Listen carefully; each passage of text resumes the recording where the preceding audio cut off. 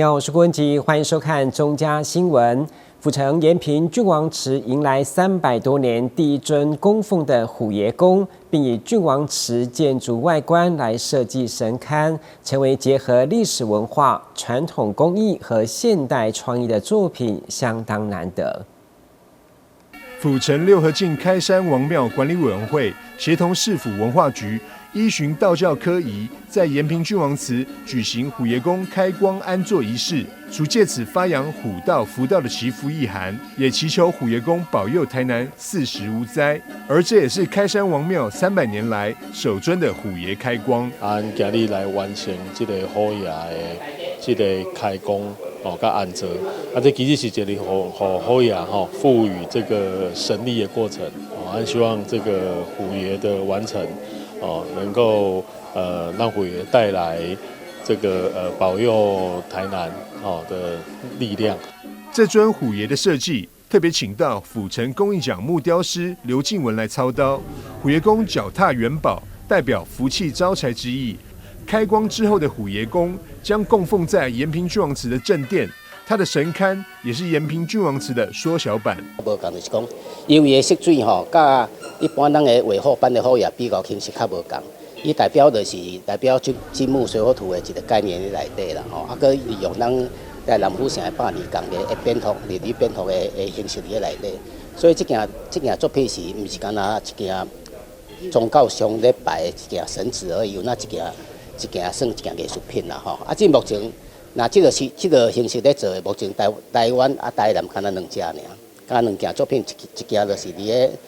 林水夫人庙江湖婆第2件作品的这一件作品。这尊虎爷公由5行色来装饰，加上府城100年工艺加冬入石榴来制成，它不只是神祇，也是传统工艺的呈现。记者张硕维台南报道。今年桃园灯会有别传统的造型花灯展示，而是结合活动和展演的沉浸式体验。虽然没有主灯，但晚上每隔半小时就精彩的主题灯光秀。其中虎头山灯区还设计古代元宵节庆、免费体验汉服等展演，邀请大家一起来桃园体验不一样的灯会。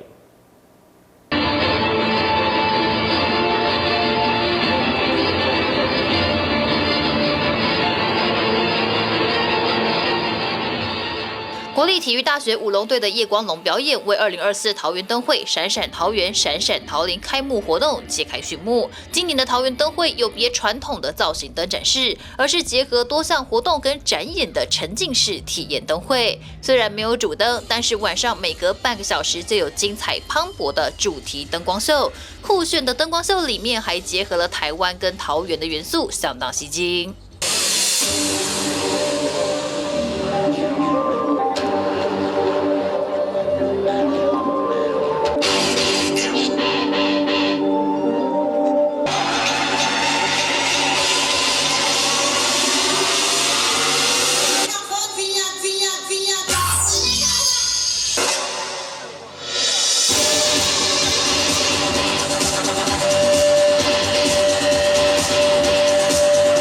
2024桃园灯会分南昌营区跟虎头山创新园区2大灯区，连接2大灯区的桃林铁路沿线也有相关的灯饰。南昌营区灯区结合国内外艺术作品，晚上也有市集以及街头艺人的定点展演。每天晚上2大灯区都有不同的展演活动，让大家天天来都有不同的精彩。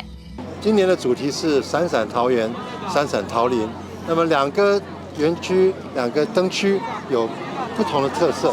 在南昌公园这边，大家可以看到有国际的产品，有我们台湾现代的一些灯饰。在虎头山那边有比较传统的这些灯会，所以大家可以体会到不同的味道。尤其明年2025年台湾灯会就会在桃园举行，那么我们希望说今年这个灯会让大家感受到不一样的氛围、不一样的做法，然后呢为明年2025年台湾灯会在桃园热身。另另外，在虎头山创新园区灯区结合了现代跟传统，每天都有传统的特技表演、汉服市集，重现古代元宵节气氛。这次还邀请桃园在地创作者，也是西塘汉服周活动发起人的方文山合作，让民众可以免费体验汉服。汉服展演更是加入文化导览元素，非常特别。然后就觉得那个周局长邀请我们参加，然后我们就增加一个汉服的元素。是，那我觉得说会让整个活动多了一点文化的元素。然后因为汉服它是一种穿戴的礼仪嘛，那穿越不同时代。对，没有错。那元宵节就是上元节嘛，那我觉得说穿这个有仪式感的，然后去参与这个上元节是元宵灯会，我觉得是蛮有意义的一件事情。桃园首创的沉浸式体验灯会，打破传统灯会的呈现方式，结合多元文化元素跟展业，表示很特别，非常适合拍照。这个很不错，主持人演员，那其实呢，就很好拍照。晚上第一个表演马上要带给大家，真的是不得了，非常非常的精彩。那种就拍起来每年都差不多这样。将我们汉服的展演进到了我们的，就是它照在不同地方会不同感觉，每个人看出来都不一样，觉得很好。对。2024桃园灯会从即日起到3月3号登场，由虎头山创新园区跟南昌营区2大灯区。假日灯会现场都能免费索取限量小提灯，搭乘大众运输前往灯会现场还可以拿限量小提灯，还有机会抽黄金手环。活动期间，旅作业者也有推出专属优惠，邀请大家一起来桃园体验不一样的沉浸式灯会。记者赖伟一桃园报道。迈入第7年的士林官邸郁金香展在浪漫开幕之后，除了花海绽放、美不胜收，展区当中还有隐藏龙年彩蛋的立体迷宫，以及集合世界各国祈福庆典的世界好运等等，十分有看头。邀请您把握3月3号之前一起来感受。请起喽！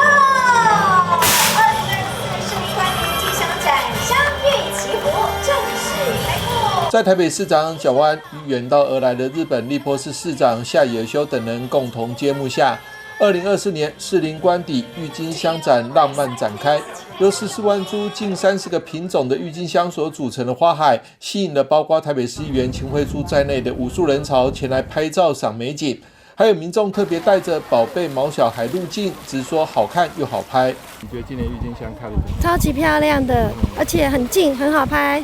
欢迎大家都来拍。郁金香感觉特别漂亮，因为天气很好，郁金香都盛开，所以在开幕的当天就看到开得非常美丽的各种颜色的郁金香，所以我觉得今年的花展是值得大家来观赏的。台北市长蒋万安也在各个展区拍照打卡，沿途受到民众热情欢迎。蒋万安表示，在北市府同仁克服台湾气候环境限制与种植技术，加上日本、荷兰等郁金香原产国支持下，整个士林官邸花团锦簇，美不胜收，充满异国浪漫氛围。邀请大家一起来体验开春的花之飨宴。这一次我们也邀请在地，我们特别邀请花莲丰滨乡撒布可照老师，是非常知名的地景艺术老师，规划了一个特别园区。那另一方面，我们也谢谢立波市，这一次规划的有一个展示，叫做《风神的祈愿》，也就是希望日本的风神带给台湾一切顺利的祝福。郁金香展6大展区，除了大门口呼应元宵节制作的大型郁金香花灯，以及与日本立波市合作的风神的祈愿展区，还有由花莲丰滨乡地景艺术家萨布格照所创作以水流为主题的主题园区外，配合龙年到来，主办单位还规划一座由立体花墙组成的微型迷宫，与龙相遇，希望让好运隆中来。往大门走进来，到露天音乐座前面这个风神的祈愿，这个郁金香是来自日本的郁金香，是比较少见的。那此外，也推荐大家到与龙相遇这个展区，因为其实一入门大家就可以看到立体的郁金香花墙，此外还有大片的郁金香花海，当然也配合龙年，所以您可以在这个展区找到一只可爱的恐龙，欢迎大家来寻找。在西式庭园世界好运则集结了各国庆典文化特色，让展区充满浓浓的祈福氛围。这个展区叫世界好运，我们其实集结了5个国家的好运。除了刚刚提到的台湾的祈福的天灯跟灯笼以外，事实上还有集结了北欧的金鱼尾巴，还有这个西班牙的10颗葡萄，还有这个荷兰的风车，还有这个就是西班牙海神节的这个象征。事实上就是带给大家一些好运的象征。那祝福大家来赏郁金香，好运都跟着你来。士林国小，蒋万安开心的与士林国小学童合照。这一条光之廊道上方挂满了由士林国小学童绘制的灯笼，配合元宵节2月24号、2月25号2天，士林官邸首度延长开放到夜间10点，灯笼加上天灯、花灯，将闪耀整个士林官邸公园夜空。那今年我们也特别把展期延长到3月3号。另外，我们好像24、25号晚上也会延长开放到10点钟。我们透过灯光的投射，大家来士林官邸看郁金香，又别有一番风味。今年配合灯节，在对面的西式庭园也有一些天灯跟灯笼。那特别在24号跟25号晚上有开放到晚上10点，这可是首次独家就是特别开放的时间。欢迎大家在元宵佳节来一起猜灯谜、赏花跟赏灯。2024年郁金香展从即日起一直到3月3号为止。由于今年气候甚佳，园区郁金香花开得比预期要好，欢迎国人把握机会，一起来士林官邸感受梦幻花海所带来的浪漫美景。记者张启腾台北报道。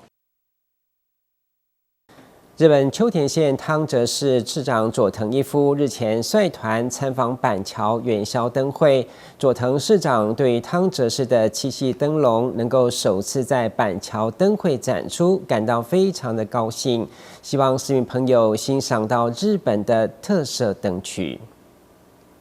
汤泽市长佐藤一夫23号率团来到板桥区公所，受到公所热情欢迎，并且和板桥区长陈其正、新北市议员山田摩一一起种下樱花树，象征两地友谊长存。陈其正也邀请佐藤市长和汤泽市议长高桥照一起写下祈愿绘马。陈其正区长表示，特别感谢汤泽市提供七夕美人灯参与板桥灯会，为台湾传统年节庆元宵活动增添日式风情。台日混血的议员山田摩一也对板桥公所促进台日文化交流表示肯定，也欢迎所有的市民一起来做好国民外交。我们的板桥区的大家长也对我们台日关系、台日友好的联系关系也非常密切。那这一次也办了一个这么棒的活动可以让所有的好朋友都能看看台湾跟日本真的是友情的连结。汤泽市呢也送给我们他们这个七夕绘灯笼的这个美人灯箱那非常有意义，那也增添了我们在板桥灯会的很大的一个亮点那再次感谢我们的市长能够支持这样的一个活动，那我们也希望明年呢能够赠予我们更大一组的灯让我们这个活动能够更加的这个盛大。佐藤一夫市长表示，这次率团来参加板桥灯会，现场布置了许多日本县市的灯笼，让台湾民众不用到日本也能够感受到祭典的气氛。看到汤泽市的美人灯展出，感到很高兴。未来也会持续进行各项交流，深化两国情谊。今日本当に皆さんに温かくお迎えいただいたこと本当に嬉しく思いますし、このように湯沢市の江戸楼をこの場所で展示していただいていることも本当に嬉しく思います。ありがとうございます。本当にしょっちゅうメールをお互いに交換させていただいております。様々なお付き合い今後本当にしていきたいなと思っております。まずはですね、人との交流、それから物産の交流、観光の交流なんかもぜひ行っていきたいなというふうに思っておりますので、よろしくお願いいたします。板桥区公所表示，24号和25号会在府中广场举办元宵趣味市集以及艺文晚会，包括街头艺人互动魔术表演、美食飨宴、文创手作、DIY 体验以及公益等17个摊位。24号还有龙年小提灯发放，25号则是有压轴的艺文晚会，欢迎市民朋友阖家大小把握年节的尾巴，来板桥欢度元宵。记者赵世渊新北采访报道。为打造优质的教育环境，基隆市长谢国良争取和加州伯克莱分校合作的城市设计课程正式开课。市长也以自己过去的求学经验，勉励参与的各校高中生把握机会。完训之后将获得加州大学伯克莱分校颁发证书，有助于未来申请顶尖大学的认证。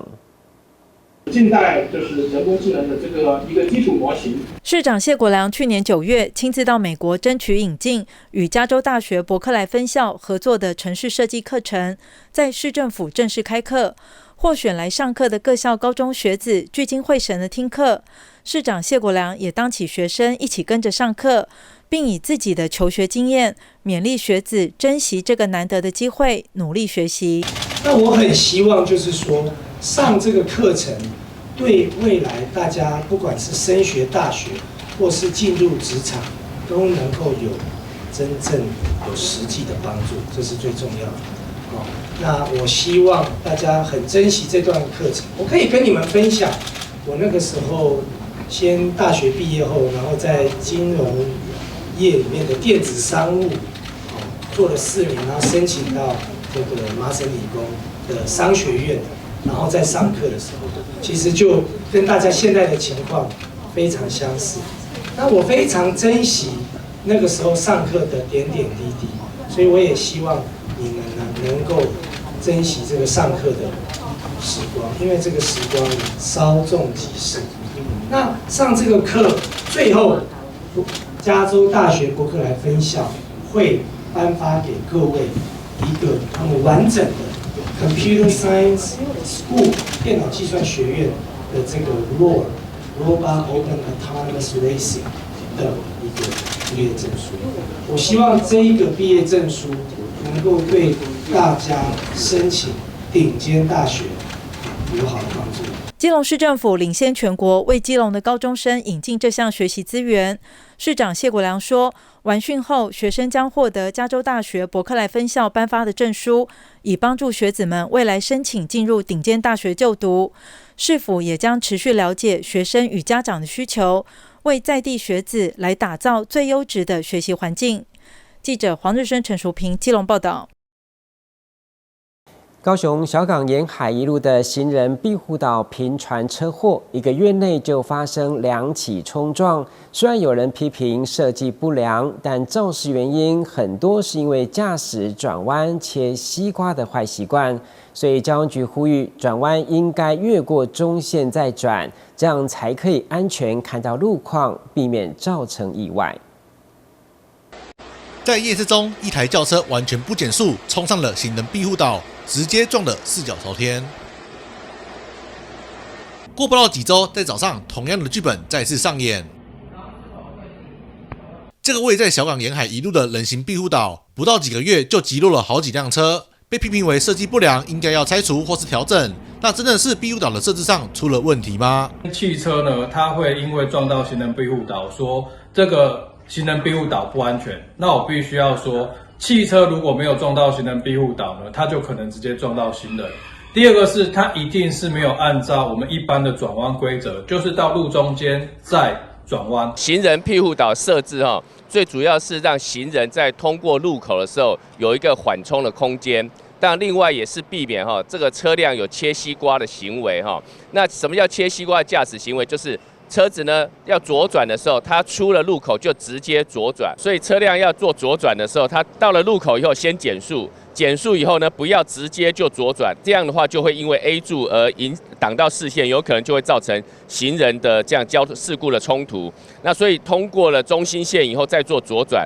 这样的话可以确保车辆转向变成正向面对我们的行人的时候呢，可以注意到行人，然后来停让礼让行人。其实近期几起事件都是驾驶晃神或是酒驾导致。行人庇护岛的功用，在大型路口往往可以成为路人的安全缓冲空间，除了保护行人，也是让驾驶的行车路线更能清楚地看清路况。中正民族路口来看，这个路口比较大，我们设置了庇护岛。那行人呢，他如果说尤其年纪大的，他如果一次没有办法穿越路口的时候，他也可以在我们的庇护岛这样的一个缓冲区呢，能够做一个停等，他不会担心在路中间可能有车辆会有撞击这样一个风险，所以这些功能都是为了保障行人的安全，也确保我们的驾驶呢有一个正确的一个驾车的习惯。近年行人路权备受重视，庇护岛的装设只会越来越多，交通道路系统随着时代进步调整。驾驶人的习惯也可能面临需要重新导正与习惯。我们目前设置有60处的庇护岛，从今年开始还有4年的这个行人交通安全的计划里面呢，也会持续来做增设。那还有就是说，这设置这庇护岛以后呢，但我们尽可能也会做所谓的行车导引线那来导引车辆来做正确的行为。行经路口减速慢行，注意行人停车礼让，转弯求快，斜切西瓜，亲密接触行人庇护岛。记者川军高雄报道。提醒观众朋友，如果您骑的是微型电动2轮车，在年底之前需要申请领牌才能上路哦。否则没有挂牌将被开单受罚。但现在市面上的电动车种类相当的多，形态也都不一样，所以微型电动2轮车到底是哪一种？一起来关心。微型电动2轮车，小小一台好方便，不用驾照，只需要年满14岁，一骑就上路，是许多学生和上班族爱用的代步工具。但是你知道，它现在也需要挂上车牌才可以上路咯。今年到113年的11月29号之前，就一定要完成领牌才可以上路。那如果说到时候期限过期了，已经过期了还没有领牌的话，骑车上路的话，就会罚1200块到3600块，而且车辆要移植保管。但是现今的市面上所谓的电动车百百种，让人看了不飒飒。这次新法规范的微型电动2轮车到底是哪一种呢？标准的微型电动2轮车的话，就是像我们现在在图片上这边看到的，大概市面上比较多看到的是这一种样态的车子，就是微型电动2轮车。这一种就不是微型电动2轮车，这个东西大家注意看，这个有脚踏板，这是可以踩的，所以这个东西再把它定义成是电动辅助自行车。一般消费者在购买这个车辆的时候，其实可以请厂家那边拿出它的一个车辆安全审验合格证明，因为我们是根据那个车辆的规格、它的速度、它的马力这个东西来区分它到底是算是微型电动2轮车啊。如果是电动辅助自行车的话，它会有多一个脚踏板。那这个东西不是我们这一次领牌的范围。领牌之后，就代表车辆可以申请强制险，未来在路上行驶也可以多一层保障。但是也就代表需要符合安全法规。虽然看起来跟一般机车很像，但是它的时速只能限制在25公里内，是不可以进行改装或是解除限制的。改装的话，就是一定要去请那个机车行或者是经销商这边，一定要帮你改回来，因为那个有的都喜欢改那个控制马达，把控制马达解锁掉。车子可以骑很快，那非常危险。为了体恤电动车无法长途骑乘，高雄市监理所也在官网成立申请专区，可以先在网络上填表，就近在附近的商家做验车以及挂牌。因为我们去要便民，然后考量这个微型电动2轮车有的可能不适合骑那么远，所以说如果住比较远的地方的，可以先电话跟我们联系，我们会安排就近的可能一个点，可能是附近的经销商。或者是一些适合的点，我们就会凑满几台之后，我们就会我们会过去到点服务。微型电动2轮车挂牌申请期限到今年11月29号前，提醒使用的民众记得要申请，以免上路受罚伤了荷包。记者孙军高雄报道。依照消保法的规定，消费者购物有7天鉴赏期，也就是7天内收到商品可以无条件退货。现在在台南，连长期照顾机构也有试住，而且有7天内照顾费全免的服务。一起来了解。简单判断一个好的护理机构，就是到场闻气味和看老人是否有笑容。这间位于台南市安南区由乐活集团1个月前接手经营的24小时住宅型养护机构，由训练有素的护理人力进驻，照顾39位长辈，也一步一步改善原本的硬体，更加舒适。根据了解，他们除了过年期间服务不中断，还加码推出7天试住免照顾费用。没错，你没听错，有试住方案到3月底截止，就是要让在地有需要长期照顾的家属稍微喘息，减轻压力。你住进来可以体验一下，因为有时候我们每次跟你讲说，哪些机构好，哪些机构好，都是口语听说，但是很多情况就是你没有亲身去体验，你感受不到这个照顾，所以我们才会提醒，就是说，那我们是不是有这样子的一个服务让你来体验一下？乐活集团旗下在安南区所属的3间住宅型照护机构，除了体贴家属，其实也是要让家属知道，机构都可以串联政府推动长照 2.0 甚至 3.0， 有交通、就医等看得到的服务。所以比如说你可能会有一些交通接送，那或者是你需要就医服务，那甚至周边我们也会，比如说你像老人家，你白天我去上班，白天没有人陪，我们也会有一些日照中心的一个资源可以提供他们照顾。那甚至说老人家他白天也需要活动嘛，我们也可以让他去，有些又像老人幼稚园一样，那他就可以放心去做自己想做的事，这个就是可以缓解被照顾者的一个压力。人都会老，如何在地老化，老得有尊严、有生活品质，同时减轻家中照顾者的负担，选择一个比法规标准还高的护理人力、有爱心，可以针对老人个别需求来服务的机构，相当要紧。记者郭文吉台南报道。基隆已经迈入超高龄社会，也就是每5个人就有一位65岁以上的长辈，相对长辈失智问题也将增多，所以伊甸基金会基隆区特别结合咖啡业者，让轻度失智的长辈到店里轮流做外场服务生，接着接触人群，提升自信心，也延缓退化。在失智据点工作人员陪同下，轻度失智的阿姨及叔叔不但要招呼上门的客人点咖啡和点心，也要小心翼翼端着已经准备好的咖啡和点心送给客人品尝。对，谢谢。基隆市迈入超高龄化社会，也就是每5个人就有一位65岁以上的长者。长辈失智的问题也将增多，因此伊甸基金会基隆区特地结合信义区义四路一家咖啡厅业者，让轻度失智长者们到店里面轮流做1日的外场服务生，接触人群，提升自信心，也减缓退化。那所以其实，在据点里面，我们就有这个练习，让他们练习煮咖啡啊，冲泡咖啡，做蛋糕啊，做糕点。那也让他们到社区去做一些分享。那慢慢的在这过程中哦，他们就也培养了自己很多的一些自信心。那也懂得怎么样去跟人家互动的时候不会太害羞啊。那也勇敢的去表达自己。那所以在我们今年就开始规划，希望他们可以走入社区，并且呢，借着跟社区的互动，让我们的社会大众更多的了解，其实我们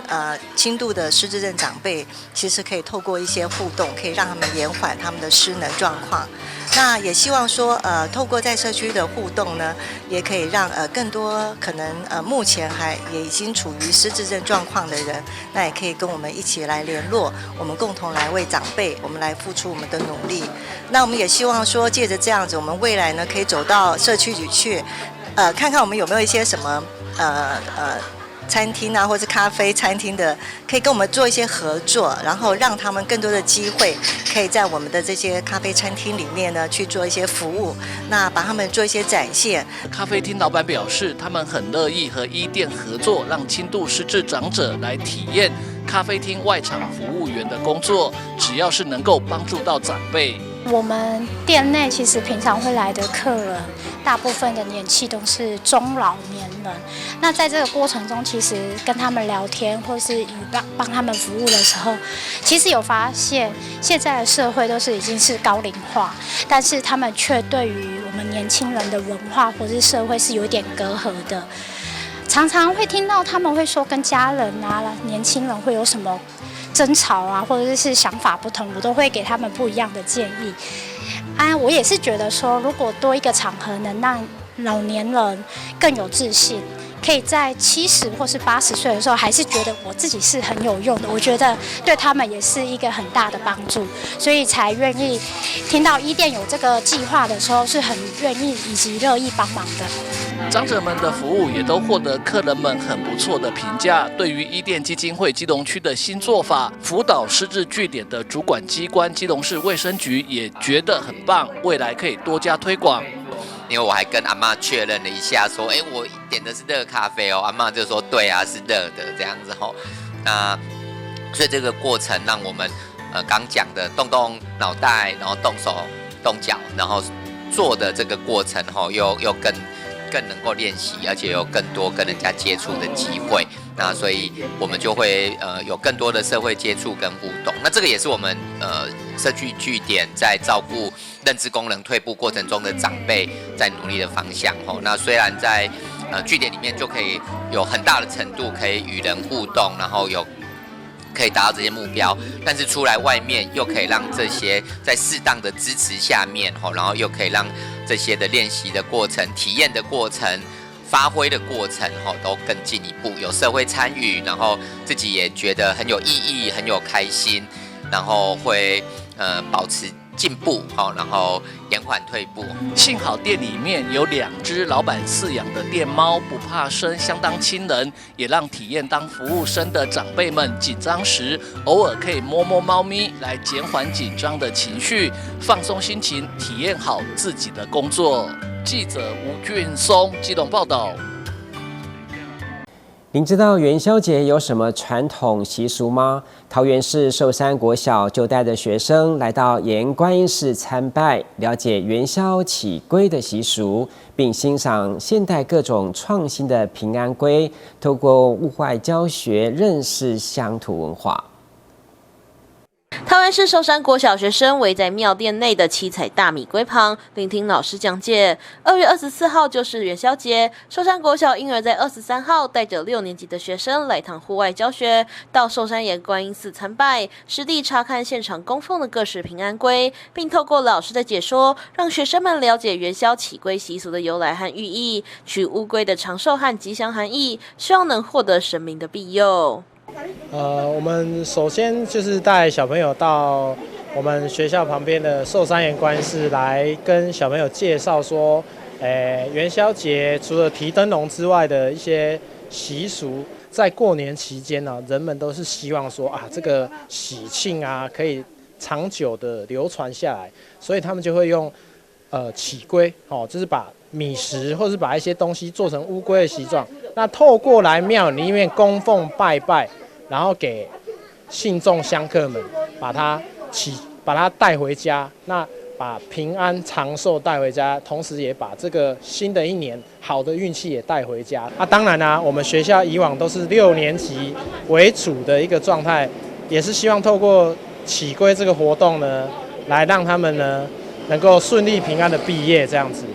尽管还没到元宵节，不过已经有各式的平安龟供奉在桌上，有的是传统米糕龟，有的则用沙琪玛、律动碰等创新平安龟，甚至还有会喷烟雾和闪耀七彩灯光的大米龟，让大家看得啧啧称奇。同学们也分享上课心得，透过老师的解说，终于了解小时候父母带自己来起龟的含义。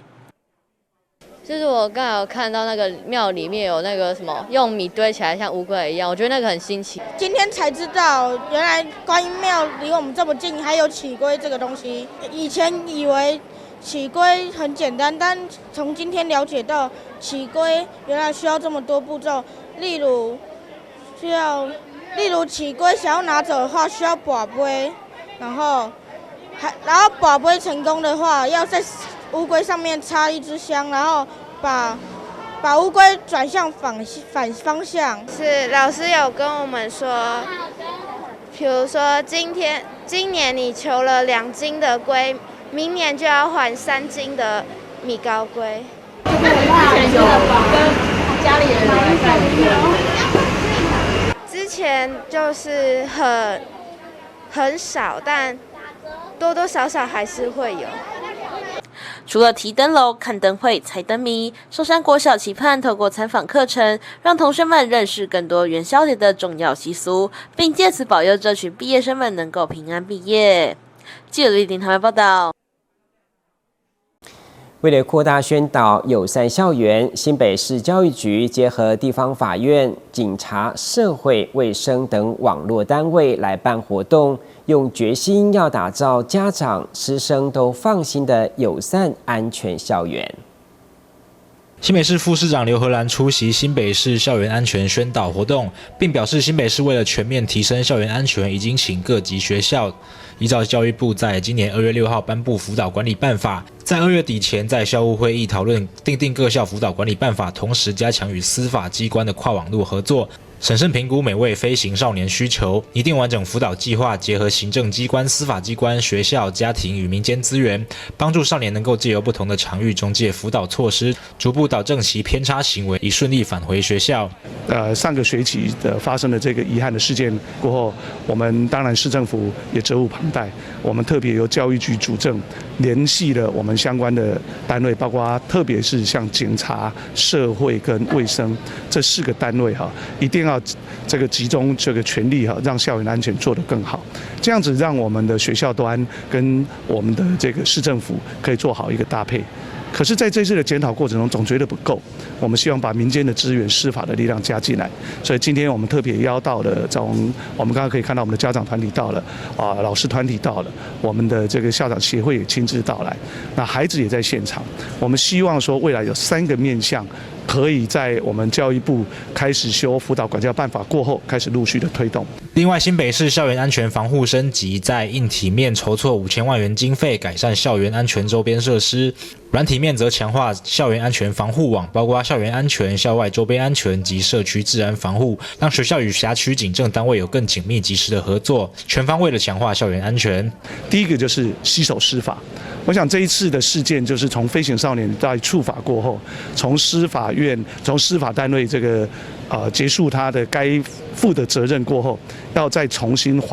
返回学校这个过程，我们如何接住这些孩子？所以第一个携手司法，让我们的调查官、保护官跟学校可以做一个很好的链接。我想这是第一个部分。那第二个就是我们的所有结合民间的资源，因为这些孩子在司法单位内在社会化这么久，马上就要进到校园来，其实他的适应是非常辛苦的，还有跟同学的相处是变得不太一样的，所以他不仅是个人要适应，连同班的其他同学都要适应。所以如果有一个中介的辅导机构，对我们这些老师在接触这些孩子来讲，他会更加的这个顺利哈。教育局强调，此次友善校园周扩大宣导活动，除了已要求各校依规定修订各校辅导管理办法，减轻教师管教负担压力，更重要的是希望落实少年偏差行为预防及辅导办法的精神，让警政、社政、司法机关等共同维护校园安全的单位，能够无缝紧密的完备友善校园安全网，守护每位学生的安全。记者李根基新北采访报道。台南社区大学台江分校带领在地中小学生用1年的时间了解先民开垦的过程，也采访当地的耆老和调查族谱，最后再画出自己家族的故事，过程相当严谨，就是希望筹备一场家族树故事的特展。学生拿起画笔，用图案绘出自己家族的点点滴滴。学生透过采访、查族谱的方式，将父母的爱情故事和上一代奋斗的经验，变成一幅一幅的家族树。我在写家庭树的前一天，问了家人很多问题。我才知影许多我唔知的资料，会当知影以前我所唔知影的其他人的生活。在访谈的家族故事里面呢，也可以打听到自己以前小时候做过的一些事情。爸妈也透露了当年浪漫的交往故事。台南社大台江分校民俗文化班研究台江先民2次的移民文化路径，结合和顺国中、海淀国小、长安国小本土教育课程，共同策划台江家族树故事特展。台江建成200年，迄是国内地人相伴伴伫这个土地来奋斗吼，其实足多元的。所以咱要去表现这种多元性、甲参与性，就是讲，互咱在地这三地人阿公哦，甲爸爸妈妈甲这囡仔，包括着教育、文化合作，共同来共比啦吼，来做这个咱台江100年家族史的这个公民素学的运动。展览当中还有珍贵的将军吴、中州秋、番仔寮杨、西顶寮李家、总头寮施家、总头寮林家等在地家族的族谱。在地耆老也拿出自传自云来分享。阮6帮头，阮这有6帮头嘛，6帮头所收集的就是讲，这帮头有生几个囝，这帮头生几个囝，拢去查甫呢，无咧去查某。为什么人家走去台北走去对哦？咱开始走来台江哦，想那是因为什么代志还走来台江？从历史祖先的因的轨迹，因的走的路线吼，咱会了解咱的规定。耆老们希望这一本本的族谱能够将家的根流传下去，同时让下一代认识祖先辛苦开垦的历史以及生命经验。记者杨顺怀台南报道。基隆闻名的庙口小吃，过年之前吸引7大连锁餐饮品牌进驻并盛大开幕，吸引了不少人潮。师傅表示，结合周边的美食、观光和科技的元素，让基隆的旅游产业又加添丰富。色泽饱满，摆盘吸睛，一道又一道美食陆续端上桌。连锁餐厅进驻商场，在过年前集结7大连锁餐饮品牌进驻，让基隆港边变得亮丽许多。基隆是我们的重要国门之一，那当然除了很多观光客之外，其实距离台北市交通也非常方便，所以其实我们的观光一直都是需要靠很多的一个商场跟这个我们的美食的这个品牌来带动。我们经过台味化之后的川菜带到基隆来吸引我们的在地的居民之外，也可以希望带动我们国际的游客搭了邮轮来就可以下船来吃我们最经典、最台湾的一个川菜。看准绝佳的地理位置，业者插旗基隆，旁边就是邮轮的停靠位置，也让外国游客能够就近品尝美食，替基隆打造城市好口碑。等一下肉片的部分烤熟后，会比较建议可以跟我们的辣酱、还有蒜头、还有葱泡菜一起做搭配。除了多家连锁店插旗基隆，基隆知名的连锁火锅业者也推出了全新品牌，主打个人韩式烧肉。然后芝麻叶它的口感比较叶子比较嫩，然后这样搭配它的很有的油脂的话，就觉得蛮好吃的。芝麻叶包肉，然后加上它的那个特调的韩式酱，我觉得味道很刚好，就是它和牛很嫩，然后加那个酱有点酸酸甜甜的感觉。我们选择在过年前呢，连续呢开了2个品牌，分别是我们的酸菜鱼品牌和我们韩国烤肉品牌。那特别也是看好了，就是我们这个地区的消费能力，所以呢非常的看好这边的一个消费习性，所以选择在这边做开店。面对连锁餐饮集团来势汹汹，基隆知名的庙口业者反倒不担心，认为民众有更多选择，对观光产业发展都是有帮助。影响不大，因为我们庙口打的就是传统小吃，然后我个人喜欢的就是来庙口尝尝，因为顾客群不一样，应该是不会有冲突到了。对，消费层次也不一样，对呀。都要啊。跟朋友聚餐还是要去餐厅啊？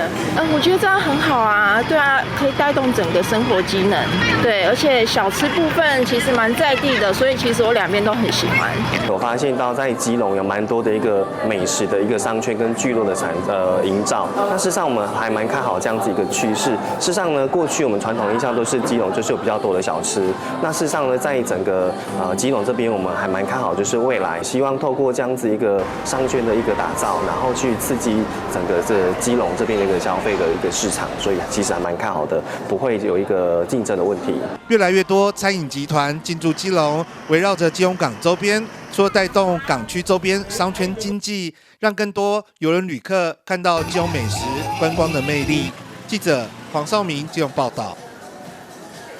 为迎接2025年双北世界壮年运动会，台北和新北市政府与公益团体及大专院校签署志工服务合作备忘录，正式对外招募赛事所需的12000多名志工，希望民众踊跃加入。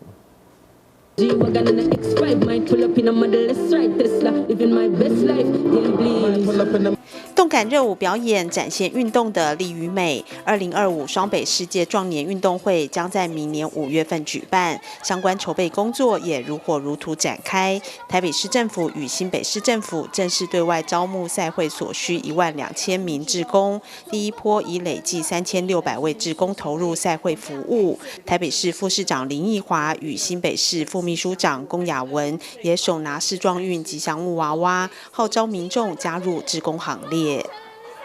由于在疫情没有举办世壮运，那这次呢很特别，又是刚刚主持人讲到是第一次在亚洲国家举办，我们要不要把它办好？要，一定要，因为第一次在亚洲哦，所以呢我们一定要让世壮运在亚洲的国家，让大家看到我们双北的能量。而这个部分就要非常感谢，因为其实志工就是一个活动举办能否成功的一个非常非常重要的元素。在过去，其实双北办过各种的运动赛事，都是靠大家帮忙。不管从听奥，从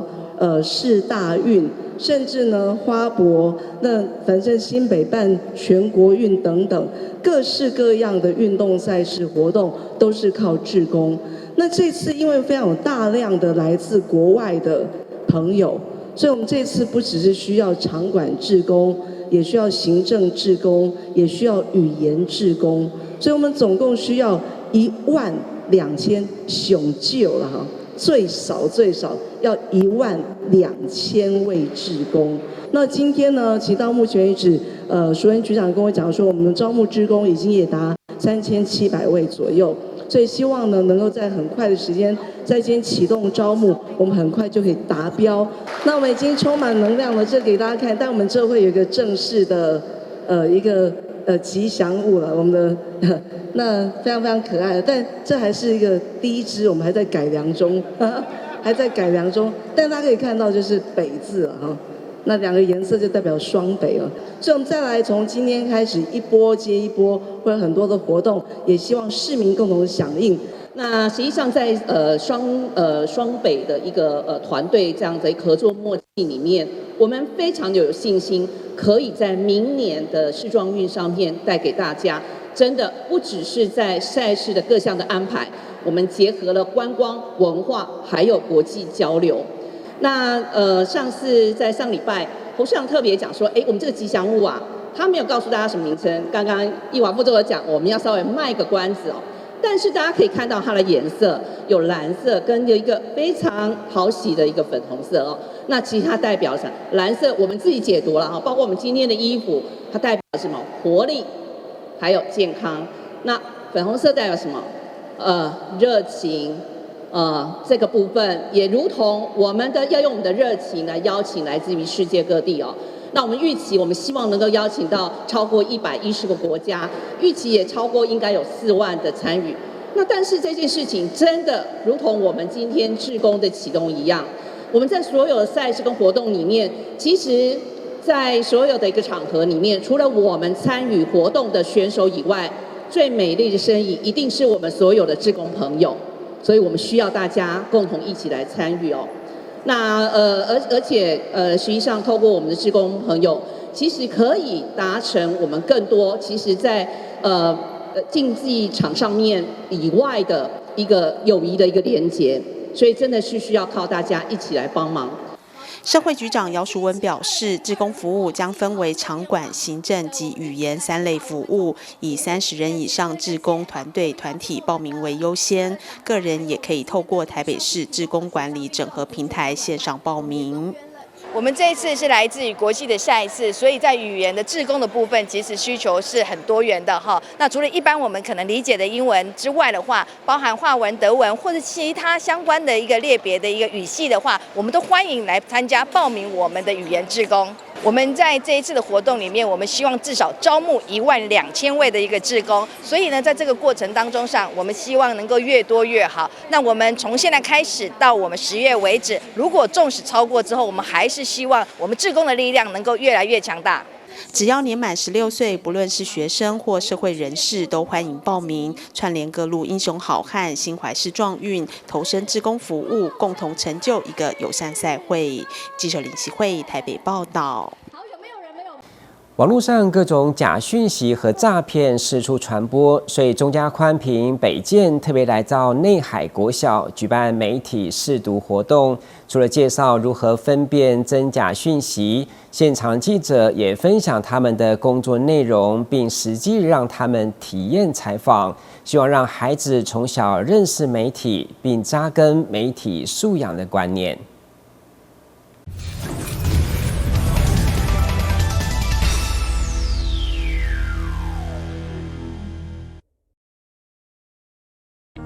数位时代来袭，各种假讯息跟诈骗透过网络四处传播，防不胜防。钟嘉宽屏北建特别来到内海国小举办媒体识读宣讲活动，除了介绍如何分辨真假讯息、如何查证资讯的方法之外，也让记者现场分享记者的工作内容，并且让小朋友们分组体验实际采访，让同学们都玩得不亦乐乎。就是学到说我们怎么分辨真假新闻是不是真的或是假的。然后要怎么去求证，然后还会让我们学到说，我们去采访人要怎么采访，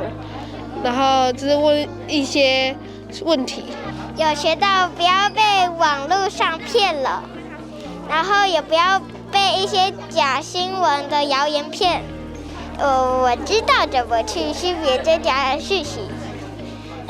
就是去网上查它是真假。我们可以分辨。是不是假的影片，或是真的影片？如果是公开的，就可以相信；如果不是公开，是自己用出来的，就是不骗人。钟嘉宽屏北建以实际案例跟图文分享如何分辨跟查证讯息的真假及来源，提醒小朋友接收到新的资讯时要做好分类，并进一步查证是否正确，才能避免被诈骗。课程活动也有摄影机全程录影，之后也会在钟嘉宽屏北建圈3公用频道当中播出，希望借此让孩子们从小认识公用频道、媒体，并且将媒体识读观念扎根。那我们希望透过这样的一个媒体识读一个课程融入他们原本的一些国语课程啊，或者他们平常的常识里面，希望让他们学会所谓的认识媒体、认识假讯息让他们可以预防就是受骗上当。当然也希望把这样的一个观念带回去给一个爸爸妈妈或者阿公阿嬷，让他们也可以杜绝这样的一个假讯息的一个受骗的一个事件我想钟嘉宽屏北建其实在推公用频道的部分也是非常的一个积极因为这是地方一个禁用的一个媒体所以今天来到内海国小，我们当然也出动了摄影机，那希望教他们呢如何面对镜头。那透过镜头呢，基本上他们未来都在公用频道上可以看到自己。我们希望呢孩子呢从小也可以认识所谓的公用频道，进而来认识媒体，做到所谓媒体识读的一个概念。内海国小校长陈怡璇表示，现在的媒体非常多，但小朋友其实很难分辨讯息的真假。感谢钟嘉宽屏北建来为同学们分享媒体识读观念以及小记者体验，了解到媒体的多元世界，这也是学校教育比较缺乏的部分，相信孩子们都收获满满。那现在呢，非常多的媒体，然后学生其实没有办法辨识什么是真，什么是假。那透过这样子的一个活动，虽然是只有2节课，但是孩子们可以在短的时间能够辨识媒体的真伪，然后做正确的判断。我觉得这是我们目前学校教育比较缺乏的。那非常感谢钟嘉宽屏能够有机会能够带领小朋友认识这个媒体的多元世界。钟嘉宽屏北建身为在地媒体，深耕桃园超过20年。平时除了举办公益活动，也积极深入社区跟学校举办媒体识读讲座。这次特别来到大园区的内海国小举办媒体识读宣讲活动，透过浅显易懂的课程学习思辨能力以及分辨假讯息的方法。未来也会持续办理媒体识读讲座，善尽地方媒体责任。记者赖伟一投影报道。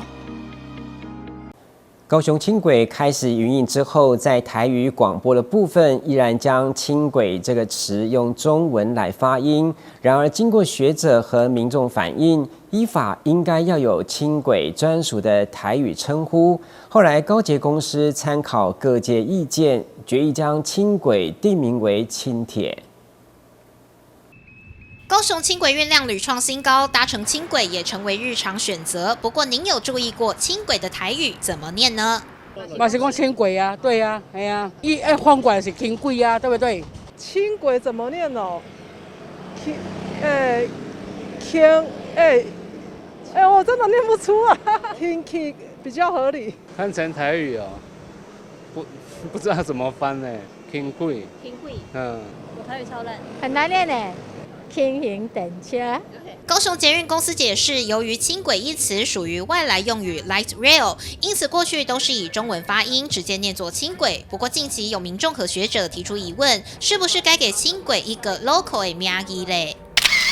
台湾师范大学台文系发表声明，表示根据《大众运输工具播音语言平等保障法》以及《国家语言发展法》，其实轻轨应该要有属于自己的台语名称来播送，才符合规定。譬如讲轻轨这个词在中文，伊嘛是新的词，但是伊讲轻轨当有人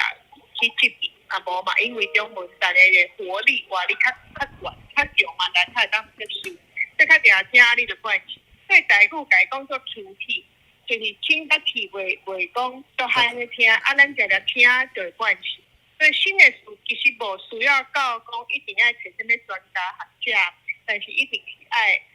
以使用者爱给引。高捷公司也做出回应，表示参考各界意见后决议做出修改。高雄轻轨目前的列车内广播均遵守《大众运输工具播音语言平等保证法》规定，均有国台英客4项发音，而有关广播内轻轨一词，即会依建议采用轻体一词来发音。